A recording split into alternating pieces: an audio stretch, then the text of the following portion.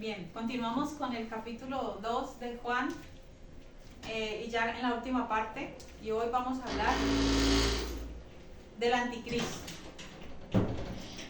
Bien, en el estudio pasado hablamos del nuevo mandamiento, ¿cierto? Que es que nos amemos unos a otros.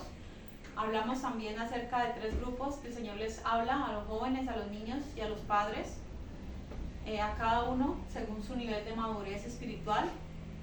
Y vimos también acerca del mundo, ¿no? ¿Qué era el mundo? ¿Qué es la vanagloria de la vida? Y esto. Bien, hoy vamos a ver lo que es el anticristo.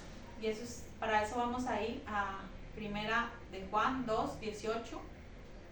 Dice el anticristo, dice: hijitos, ya es el último tiempo. Y según vosotros oísteis que el anticristo viene, así ahora han surgido muchos anticristos. Por esto conocemos que es el último tiempo. Bien, primero vemos que el apóstol Juan usa un lenguaje, ¿cierto?, de familia, de ternura, donde nos dice hijitos, ¿cierto? Se refiere a esos que son engendrados de Dios, del Padre, el que es nacido de Dios. A ellos se refiere, al que ha nacido de nuevo, aquel que sus pecados les han sido perdonados. A ellos se refiere el apóstol Juan. Es decir, el apóstol Juan está dirigiendo su carta ¿a quién? A hijos de Dios, a cristianos. Dice: ya es el último tiempo. Bueno, este es el denominado día de salvación. Los profetas ya lo habían mencionado. Bueno, vemos que hay eras, han habido dispensaciones, ¿cierto? Estuvo la del diluvio, estuvo la dispensación de los patriarcas, los profetas, de Moisés, la ley de Moisés, ¿cierto? Pero vemos que entre la primera venida del Mesías y entre su segunda venida, en ese periodo, ¿cierto?, es conocido también como el periodo de la iglesia, como el día de salvación, como el día de gracia. Ese es el día. Entonces, podemos decir: uy, pero ya Juan escribió eso hace más de 2000 años, ¿cierto? ¿Cómo así? ¿Cómo estamos en el último tiempo? Si han pasado muchos años y aún no vemos aún que ya estemos en los últimos tiempos. Puede decir cualquier persona, pero les recuerdo, desde la primera venida de Cristo, el Mesías, porque antes de la cruz había cierto oscurantismo, ¿cierto? La revelación no había sido completa antes de Cristo. Luego que Cristo nace, ¿cierto?, Dios se hizo hombre, vino esperanza, ¿no? Ahí decíamos, ¿no? Aquí él mismo decía que la luz verdadera ya alumbra. Las tinieblas van pasando y la luz verdadera ya alumbra. Es decir, Cristo vino con su primera venida, trajo la era de salvación, la era de la gracia, el periodo de gracia. Ese es el tiempo. Dice: y hasta la segunda venida, ¿cierto? Hasta el rapto de la iglesia, que empieza, el rapto y la segunda venida no son el mismo acontecimiento, pero sí forma parte, digamos, son 2 acontecimientos separados, pero que forman parte de una segunda venida, ¿cierto? Entonces, ahí, durante ese periodo, es el periodo de gracia o el periodo de día de salvación, tiempo de salvación, tiempo oportuno, también puede ser llamado. Bien, entonces a ese se refiere Juan, que ya es el último tiempo, a ese tiempo. Dice: y según vosotros oísteis que el anticristo viene. Bueno, ya se anunciaba, ¿cierto?, de que venía. Una vez vino Cristo, ya surgieron no solamente uno, sino dice muchos anticristos. Sí, muchos anticristos. No solamente un anticristo, sino que vienen muchos, y ahí ya lo dice: una vez vino Cristo, surgieron muchos. Por esto conocemos que es el último tiempo. Bueno, esta es una señal de que es el último tiempo, porque ya Cristo vino, entonces podían surgir anticristos. Antes de que Cristo no hubiera nacido, pues no podían surgir, porque recordemos que Cristo es el ungido de Dios. Bien, entonces esta era una señal para Juan de que ya era el último tiempo. Es decir, Cristo ya vino, Cristo fue glorificado, estaba ya muerto, resucitado y glorificado, ¿cierto? en este momento ya Juan en el libro de Apocalipsis lo vio ya glorificado, dice, ya es el último tiempo, listo. Y versículo 19 dice, salieron de nosotros, pero no eran de nosotros. O sea que en algún momento se llamaron cristianos, en algún momento formaron parte de la iglesia, estaban entre ellos, eran falsos. Dice, pero no eran de nosotros, simplemente así estaban allí, estaban entre ellos. Así en la iglesia de hoy en día hay muchos que están entre nosotros, pero no son de nosotros. Dice la Biblia, no son templo del Espíritu Santo, sino sinagoga de Satanás. Lo dice por allá en el libro de Apocalipsis. Porque si hubiesen sido de nosotros, habrían permanecido con nosotros. Pero salieron para que se manifestase que no todos son de nosotros. Ahí no dice que ahí los sacaron, que ahí los expulsaron de la iglesia. No, ahí lo que está diciendo es que ellos solitos salieron. Mire, qué bueno cuando en una iglesia hay oración, hay palabra, hay búsqueda, hay enseñanza, de que ellos solitos, ellos no resisten, ¿sí? Dios permite que salgan, él solito. Nosotros no tenemos que echar a nadie de la iglesia, no, ellos solitos se van. Y cuando se vayan, no estemos tristes, porque a veces podemos decir, bueno, es que se van los hermanos. No, si un hermano no es de Dios, si un hermano no es verdaderamente de Dios, pues entonces si salió y no se refiere a que de pronto salga de una congregación determinada, ¿cierto? No, porque si usted está en Cristo, usted, bueno, no es bueno andar, digámoslo así, de iglesia en iglesia. Es bueno establecerse donde Dios lo pone, donde usted dé fruto, donde lo pongan a servir, donde no se estanque. O sea, usted sí debe estar en un lugar donde usted pueda crecer espiritualmente y ministerialmente, ¿cierto? Pero no quiere decir que si yo me voy en otra congregación, o tal vez porque me queda cerca, bueno, por alguna otra razón, pero no para estar en pleitos, ¿no? Esa no debe ser nunca una razón para salir de una iglesia. Recordemos que en Sardis, aunque era una iglesia muerta, había un grupo que no había manchado sus vestiduras, ¿sí? Entonces la misión de ellos era estar ahí, era permanecer ahí, no importaba la situación, digamos que vivían, pero ellos se conservaron para Dios, se conservaron puros para Dios. Ellos estaban agradando a Dios. Entonces, lo que nos está diciendo este pasaje es que aquellos que no eran realmente cristianos, que estaban camuflados, que estaban vestidos de oveja, pero eran lobos rapaces, salieron de aquel lugar, ¿sí? Permitamos que Dios mismo permita que estas personas que no son salgan, ¿sí? No hay necesidad de expulsarlas, no, ellas solitas van a salir. Si no son de nosotros, van a salir solitas. Y ¿cuántos casos no hemos visto de cristianos que fueron cristianos, pero que de un momento a otro salieron con falsas doctrinas, salieron con falsas enseñanzas, hablando cosas que no son, torciendo la doctrina de Cristo, ¿sí?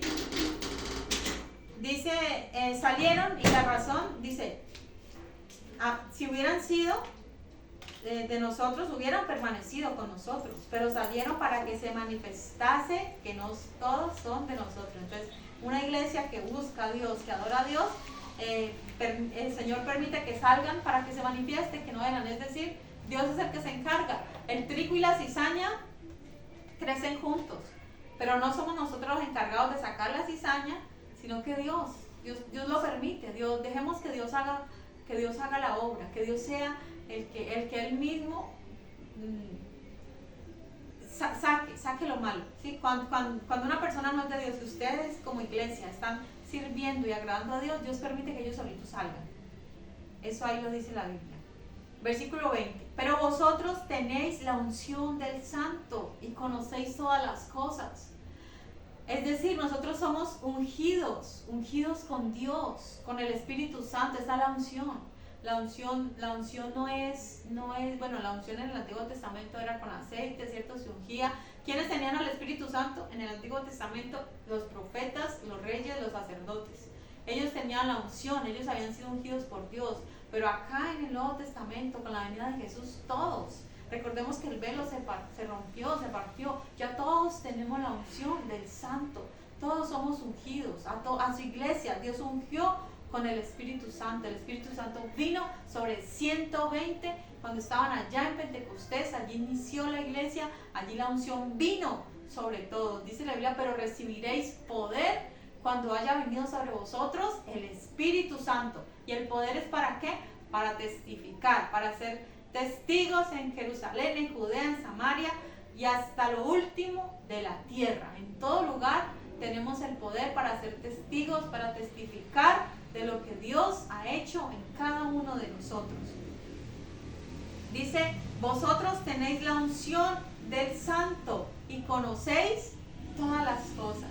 ¿A qué se refiere? No se refiere a que nosotros somos omniscientes, cierto que sabemos, el que sabe todas las cosas es Dios. Pero ¿a qué se refiere el apóstol Juan cuando dice que sabéis todas las cosas? Se refiere a que usted sabe lo necesario para ser salvo. O sea, usted conoce el misterio de que toda persona, todo ser humano debe conocer la salvación, debe conocer que somos pecadores, que Cristo murió por nosotros, que hay esperanza de vida eterna, que somos eternos, pero que en Dios hay salvación, que en Jesús hay salvación, que Él es el camino, que Él es la verdad, que Él se encarnó. Esas son las cosas, mire, esas son todas las cosas que como hijos de Dios sabemos, debemos conocer. Si usted conoce eso, usted conoce todas las cosas, usted conoce lo básico, lo principal para ser salvo. Entonces usted conoce las cosas. ¿Por qué? Porque hay muchos que no saben aún lo básico, aún lo primordial que todo ser humano debería saber, que es la salvación y de Jesucristo. Bien, versículo 21. No os he escrito como si ignoraseis la verdad, sino porque la conocéis y porque ninguna mentira procede de la verdad. Entonces él está hablando, dice, bueno, no les estoy hablando como ignorantes, no, les estoy hablando porque ustedes saben y conocen, pero es necesario mencionar esto. Les estoy comentando algo que ustedes ya saben, que ustedes ya conocen, pero que es importante decirlo. Dice porque ninguna mentira procede de la verdad, porque todas las mentiras, recordemos el contexto, gnósticos, ellos negaban que Cristo había venido en carne. Ellos decían que con el cuerpo se podía pecar, que lo importante era el alma. Ellos mencionaban todas estas cosas. Muchos anticristos, entonces algunos de ellos decían que, como dice la Biblia, si alguno te dice que mira al Cristo, míralo acá y míralo allá, no le crean, ¿cierto? Porque han surgido muchos, o sea que muchos de ellos se creían que eran los ungidos de Dios, pero el apóstol les dice, no, ustedes ya saben, ¿cierto? Es una iglesia que sabe, que tiene conocimiento, pero que es necesario recordar nuevamente todo esto. Dice 22, ¿quién es el mentiroso? Sino el que niega que Jesús es el Cristo. Este es el anticristo, el que niega al Padre y al Hijo. Bueno, la palabra anticristo tiene dos partes. La una es el que niega a Cristo, ¿cierto? Y el que está en lugar de Cristo, el que se opone a Cristo, a toda la oposición a Cristo, el que dice, todo el que se opone o el que ocupa el lugar de. Ocupar el lugar de u oponerse. Entonces esa es el significado de la palabra anticristo. Pero dice, sabemos nosotros que hay uno, ¿cierto? Que hay un anticristo. Han surgido muchos, desde que vino Cristo surgieron muchos, pero hay uno que vendrá en nombre de, ¿cierto? En lugar de, a tomar el lugar de Cristo, ¿sí? Va a ponerse a todo. Y de este ser siniestro hemos hablado ya en el libro de Apocalipsis. Dios me dio el privilegio de enseñé lo que fue el libro de Apocalipsis del anticristo. Sí, la Biblia en el libro de Daniel lo llama el hombre de pecado, el cuerno pequeño, tiene realmente muchos nombres, ¿no? El rey altivo de rostro, un hombre fiero, ¿cierto? El asirio, muchas maneras lo llama realmente el anticristo. Y más adelantico en este Juan, cuando dice que habla del Espíritu de Dios y el Espíritu del anticristo, allí voy a profundizar más en lo que es el anticristo. Sí, no los anticristos, no todos aquellos que se oponen a Cristo, sino del anticristo, el que surgirá al final de los tiempos. él va a tomar el lugar de Cristo, ¿cierto? Se opone a Dios y bueno, vamos a hablar de él, pero en esta parte, en este segmento de la palabra no vamos a profundizar mucho en él. Bien, dice, ¿quién es el mentiroso sino el que niega que Jesús es el Cristo? Ahí está hablando nuevamente los gnósticos, ¿cierto? Esa parte, esa enseñanza que ellos decían, algunos dicen, bueno, que Jesús era un profeta, ¿cierto? Para los musulmanes Jesús es un profeta, pero no es el Hijo de Dios, no es el Salvador del mundo, porque si creyesen que Él fuese Salvador del mundo lo aceptarían en su corazón, pero no. Dice, entonces, este es el anticristo, el que niega al Padre y el que niega al Hijo. Dice, todo aquel que niega al Hijo tampoco tiene al Padre, el que confiesa al Hijo tiene también al Padre.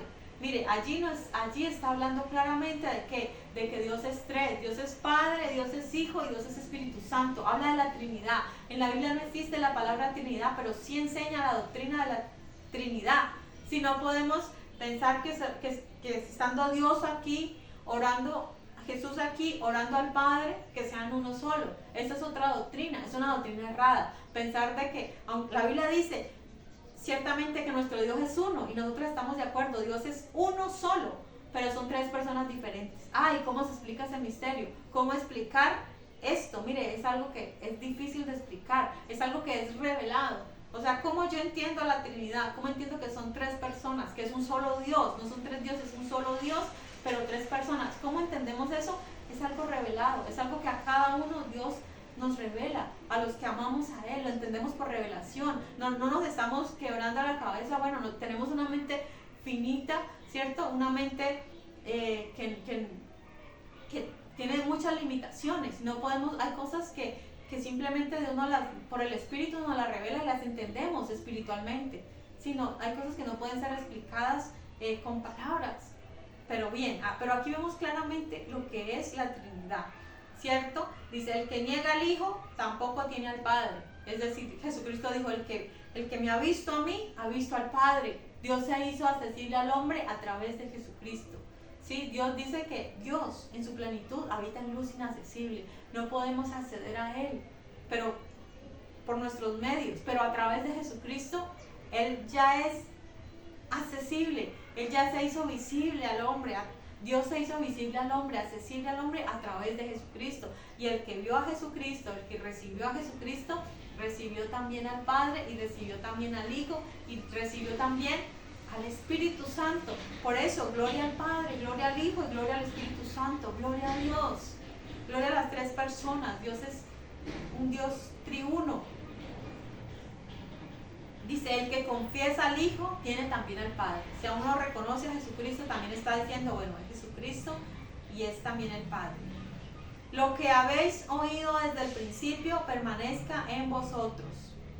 Si lo que habéis oído desde el principio permanece en vosotros, también vosotros permaneceréis en el Hijo y en el Padre. Entonces, ¿qué fue lo que vimos desde el principio? Jesús vino en carne, Jesús se encarnó, se hizo hombre, perdonó nuestros pecados. Dios es uno. O sea, todo lo que hay, toda la doctrina de la Biblia, todo lo que enseña, todo lo que enseñó Jesús, todo esto es la doctrina de Dios, lo que habéis escuchado desde el principio. O sea, no se dejen llevar por otras cosas. Van a surgir falsos maestros, falsos cristos que van a enseñar conforme dice la Biblia que ellos son como nubes sin agua, ¿cierto? Llevados y que les espera la más grande perdición, las más densas tinieblas les espera. Es el castigo de todo aquel que niega a Jesús, que habiendo conocido a Jesús, o tal vez no le habían conocido, están negando a Cristo, están negando a Dios. Entonces el apóstol Juan les está diciendo, son unos mentirosos. O sea, por ningún momento, por ninguna razón se vayan a dejar engañar de los mentirosos. Dice, si ustedes lo que ya escucharon desde el principio, o sea, ustedes ya tienen la doctrina de la salvación, ustedes ya tienen la doctrina de Cristo en sus vidas, permanezcan en eso, no necesitan nada más, no necesitan nada nuevo, no hay una nueva revelación, no hay algo sorprendente. Dice la Biblia, no hay nada nuevo debajo del sol. Ya la revelación de Cristo, al Cristo venir, ya nos fue revelado. lo que necesitábamos saber como cristianos, como humanidad, que Cristo vino en carne. Eso es lo que vimos desde el principio, lo que sabemos, ¿cierto? Lo que incluso Juan dice, lo que hemos visto, lo que yo he visto, lo que nosotros los discípulos, dice ahí en el capítulo 1, hemos visto con nuestros ojos, lo que hemos contemplado y palparon nuestras manos tocante al verbo de vida. O sea, Juan está dando testimonio de lo que él mismo vio. Y estas son las enseñanzas desde el principio. No hay nada nuevo, no hay que creer cosas nuevas, no hay que creer revelaciones nuevas o falsos maestros. Dice, y esta es la promesa que Él nos hizo, la vida eterna, en el versículo 25. Entonces, ¿qué más escuchamos nosotros? La vida eterna. Y la vida eterna no es simplemente que el ser humano es eterno, porque ciertamente que dice la Biblia que Dios puso eternidad en el corazón del hombre. A cada uno de nosotros Dios vive en nosotros. Somos eternos, Dios creó eternidad en nosotros, pero no se refiere a eso. ¿Por qué? Porque hay unos que van a resucitar, unos para salvación y otros para vergüenza y confusión perpetua. Ambos son eternos, digámoslo así. Todos los seres humanos somos eternos, pero unos para salvación y otros para confusión y vergüenza perpetua. Pero lo que Cristo nos ofrece, dijo Jesús, voy pues a preparar lugar para vosotros, voy a preparar una morada, para que donde yo esté, vosotros también estéis. Esa es la vida eterna, vivir con Cristo, el cielo, la salvación, la nueva Jerusalén, las bodas del Cordero, vivir con Cristo eternamente. Esa es la vida eterna, la vida que Cristo ofrece. Y nos hizo una promesa, Él nos la dijo, cuando Él dijo, voy pues a preparar morada, lugar para nosotros. Esta fue la promesa que Él nos hizo, que Él iba a preparar lugar para nosotros. Es una promesa de Dios, y Dios no es hombre para mentir, ni hijo de hombre para arrepentirse. Esta es la verdad, esto es lo que escuchamos, desde el principio hemos escuchado. Y Abraham, aún desde antes de que Jesús lo dijera, Abraham ya tenía una fe, una esperanza. Dice, un lugar, una ciudad cuyo arquitecto y constructor es Dios. Es decir, que ya Abraham, en la fe que él tenía, en la fe que Él le dio, ya sabía que había una vida eterna, ya sabía que había una morada celestial desde antes. Aún, esta revelación la tuvo Abraham desde mucho antes de que Jesús se encarnara. Es algo maravilloso. Esa es la promesa, la vida eterna, la salvación. Bien, versículo 26 dice, os he escrito esto sobre los que os engañan. Bien, simplemente nos dice, ustedes ya conocen, pero les voy a escribir porque hay engañadores, hay personas que quieren engañar, que quieren introducir sus falsas enseñanzas dentro de la iglesia, quieren meterla por fuera, por los laditos, por donde se le dé cabida. Recordemos que el diablo anda como león rugiente alrededor, buscando a quien devorar, y si nosotros le damos la cabida, él se mete, Él busca rincones, Él busca vacíos, Él busca huecos. ¿Para qué? Para entrar y devorar a los seres humanos, al cristiano. Versículo 27, pero la unción que vosotros recibisteis de Él permanece en vosotros, y no tenéis necesidad de que nadie os enseñe.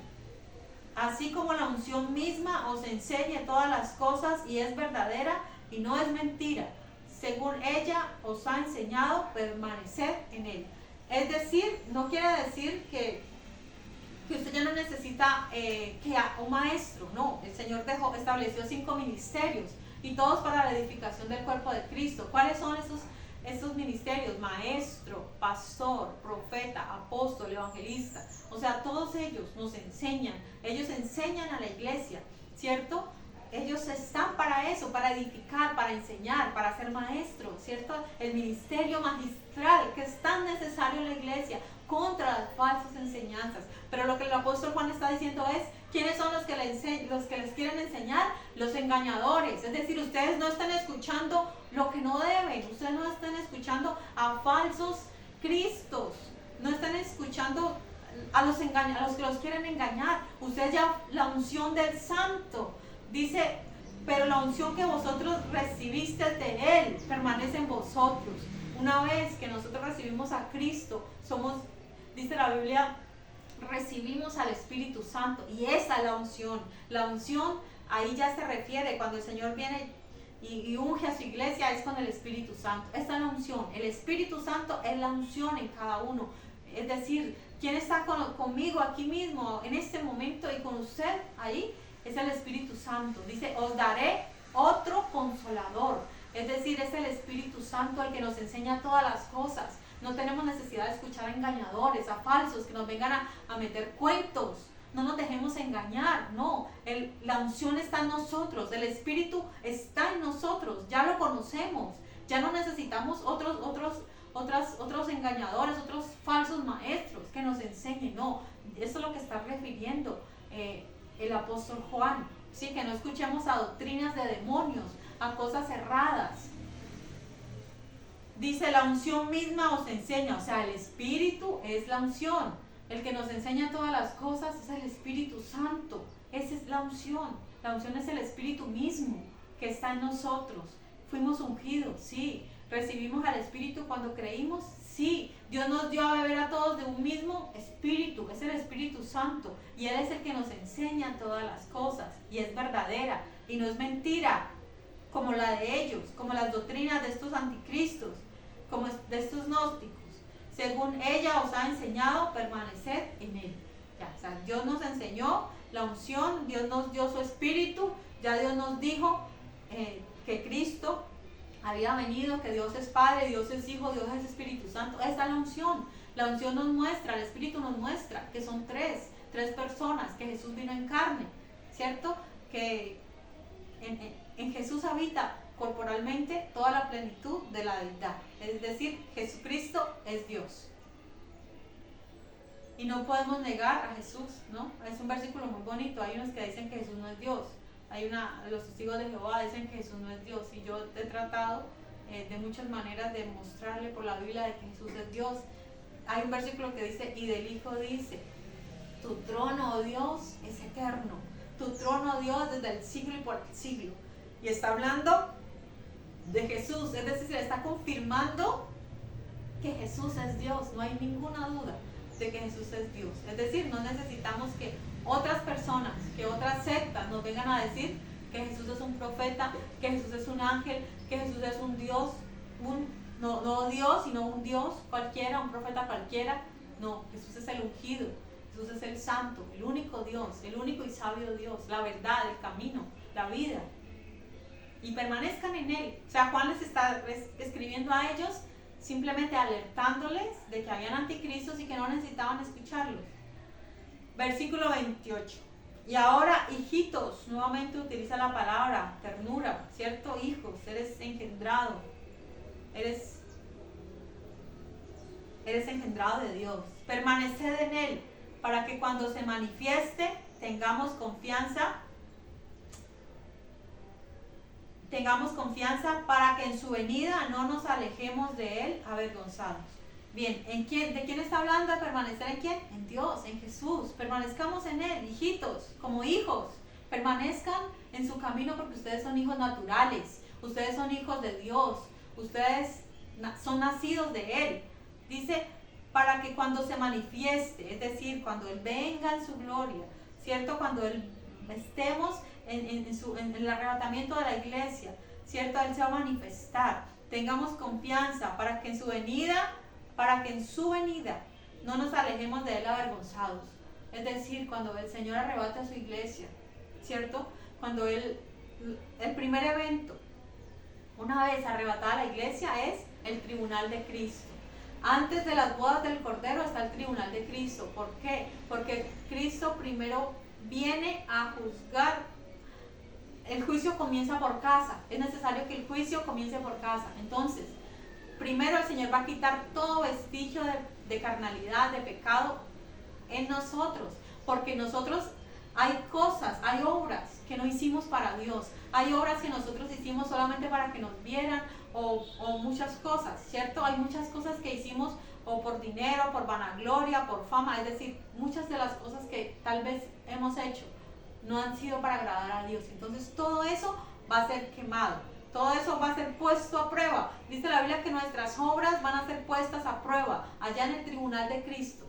Y las que son verdaderas, las cosas que hicimos para Dios, para agradar a Dios, para servir a nuestro prójimo, para servir a nuestros hermanos, eso va a permanecer y va a ser eterno en nosotros, va a acompañarnos por el resto, por la eternidad, mejor dicho. Nunca van a desaparecer esas buenas obras, lo que hicimos para Dios, pero todo lo malo, todo lo vanaglorioso, todo lo que no era de Dios, todo eso va a ser quemado, así como el heno, la paja y la hojarasca se queman rápidamente. Esas malas obras también van a ser quemadas, van a ser, mejor dicho, van a desaparecer.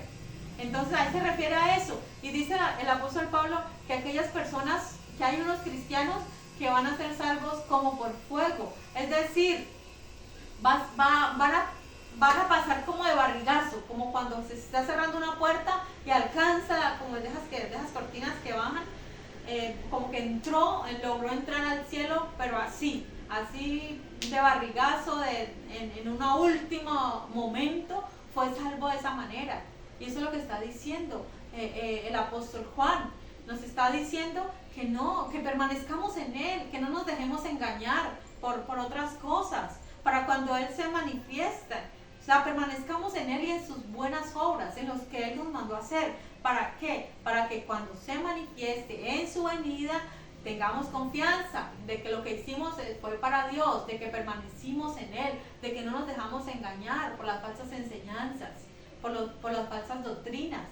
Dice, para que no nos alejemos de Él avergonzados. Entonces, van a haber muchos avergonzados en ese día del juicio de obras, el tribunal de Cristo. Van a ser muchos que van a avergonzarse porque escuché falsa enseñanza, dice, mis obras no eran buenas, fui pesado en balanza y fui hallado falto. Entonces, que no nos pase eso a nosotros. Y por último, versículo 29 de este capítulo 2, terminamos este capítulo 2 que ha sido un poco largo, pero ha sido de mucha bendición. Dice, si sabéis que Él es justo, sabed también que todo el que hace justicia es nacido de Él. La Biblia nos habla mucho de que Dios es justo, y en el libro de Malaquías nos dice 3 cosas.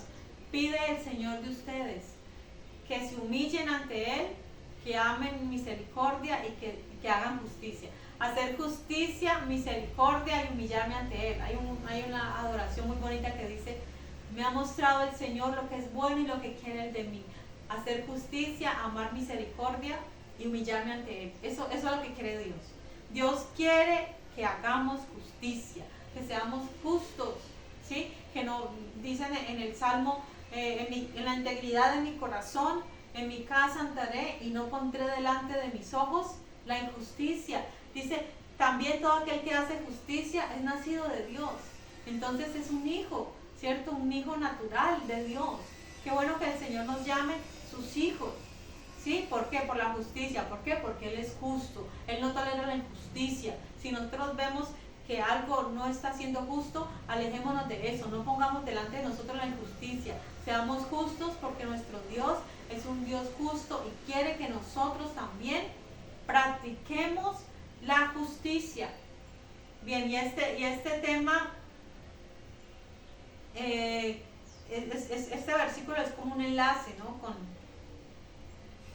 con el otro, con el que viene. Bien, entonces de esta manera hemos terminado este capítulo, ¿sí? Que nos habla de la justicia, en el último versículo de la justicia, y que seamos justos y que hay justicia, somos nacidos de Él, y hemos hablado en todos estos versículos acerca del anticristo, y que guardémonos también nosotros. No solamente el mandamiento era para ellos de que se guardaran de los anticristos, porque si en ese tiempo habían anticristos, imagínense en nuestro tiempo, que creemos que estamos más cerca, que estamos en la última hora, como ahí literalmente dice, hijitos, es el último tiempo, es decir, es la última hora. O sea, para Dios un día o sea, si en ese tiempo era la última hora para Juan, imagínense para nosotros, los últimos segundos, los últimos minutos que nos quedan antes del arrebatamiento, del glorioso arrebatamiento de la iglesia, que es el evento más esperado por los cristianos, y que el mundo no le espera porque no le conoce. Pero usted y yo estamos esperando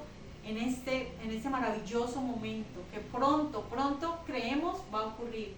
Que el Señor les bendiga.